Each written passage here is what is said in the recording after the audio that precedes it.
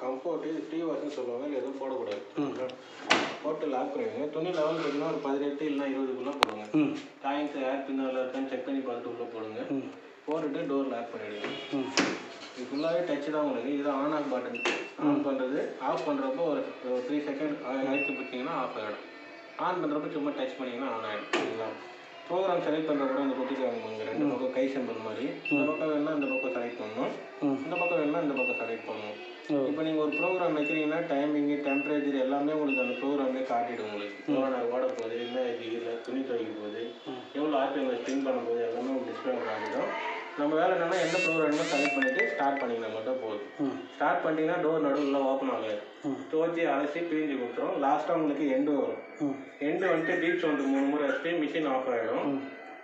Power button off பண்ணிவிட்டு அப்புறமா துணி எடுத்து காய வைங்க. சரிங்களா? ப்ரோக்ராம் என்னன்னு சொல்லலாம் பார்த்துங்க. இந்த பங்கு இதை பற்றி சொல்லிடுறேன் பார்த்துங்க. மிட் டெய்லின்றது நார்மல் வாஷ், டெய்லி யூஸ் பண்ணுற துணிங்க இதில் போட்டுங்க. காட்டன்னா காட்டன் ஷர்ட்டு பேண்ட்டு அந்த மாதிரி யூஸ் பண்ணிக்கோங்க. சிந்தட்டிக்னா வீட்டில் யூஸ் பண்ணுற புடவைங்களுக்கு, பேபி வேர்னா கை குழந்தை துணி இருந்துச்சுன்னா அதை போட்டுங்க. அதேமாதிரி ரீஃப்ரெஷ்னா ஒரு ஃபங்க்ஷன் போய்ட்டு வரீங்க, சும்மா எனக்கு போட்டு எடுத்தால் போதும் அப்படின்னா இதில் போட்டுங்க, ரீஃப்ரெஷ் பண்ணிக்கோங்க. இப்போ இந்த பக்கம் வந்தீங்கன்னா ஃபஸ்ட்டு இது வந்து மைய இதுன்றது ஒய்ஃபை மூலியமாக கனெக்ட் பண்ணுறது, ஃபோன் மூலியமாக கனெக்ட் பண்ணி ஃபோன் மூலியமாக கூட ஆப்ரேட் பண்ணிக்கலாம். எக்ஸ்பிரஸ் வாஷ்னா ஸ்மெல் மட்டும் இருக்குதுங்க, அழுக்கு இல்லை, வேறு ஸ்மெல் மட்டும் இருக்குதுன்னா எக்ஸ்பிரஸில் போட்டுக்குங்க.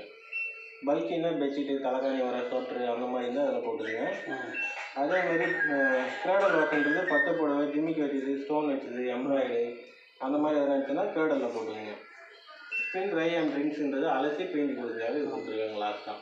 உங்களுக்கு இதுதான் உங்கள் ப்ரோக்ராம். இதில் எது வேணுமோ செலக்ட் பண்ணிவிட்டு ஸ்டார்ட் பண்ணிக்கலாம் மட்டும் போதும்.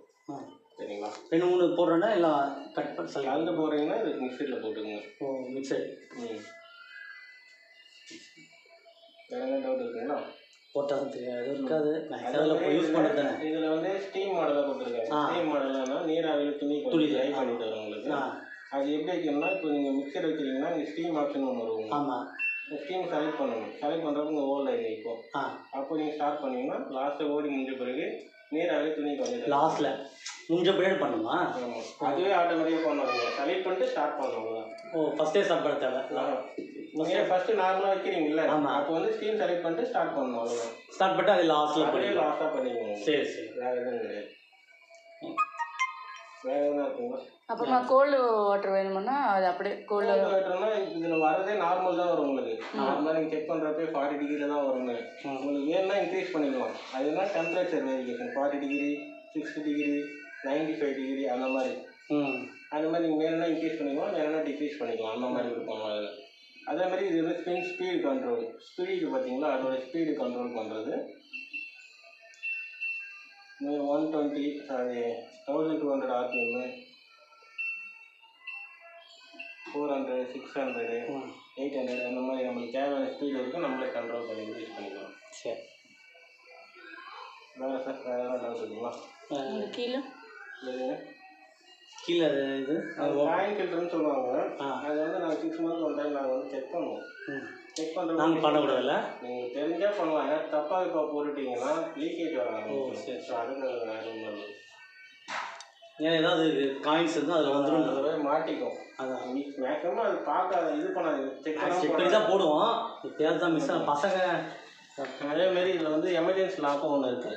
இந்த இதுக்கு பாருங்களா, சப்போஸ் டோர் ஓப்பன் ஆகலை எனக்கு அப்படின்னா இந்த லிவர் பண்ணி 2 seconds இழுத்து பிடிச்சிங்கன்னா டோர் ஓப்பன் ஆகிடும்.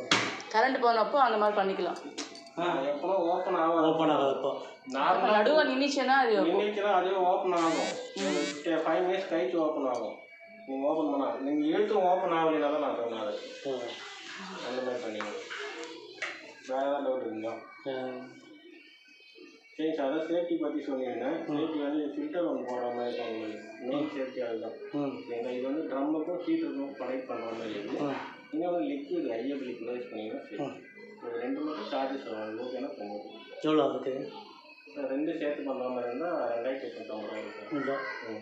ஏன்னா லிக்விட் வந்து 3 பாட்டில் 990 ரூபா வரும். ஃபில்டர் 1850 வரும்.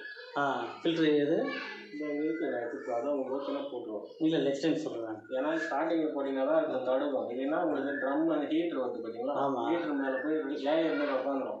உட்காந்துச்சுன்னா ஹீட்டர் ஒர்க் ஆகாது. அதுக்கப்புறம் ட்ரம் அடிச்சு எடுத்து ட்ரம்லேயும் உட்கார வச்சிடும். அதனால் ஃபஸ்ட்டில் போடுறது ஃபில்டர் மாதிரி.